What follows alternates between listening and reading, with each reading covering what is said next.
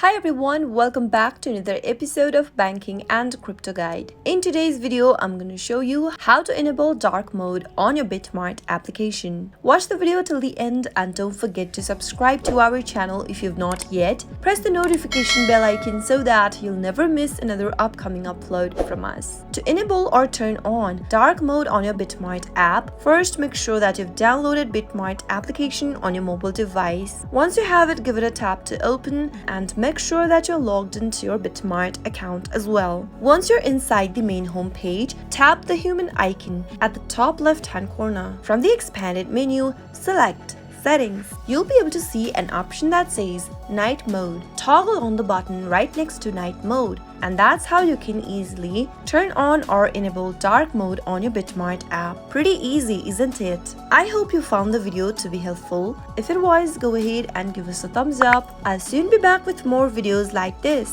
Thank you for watching.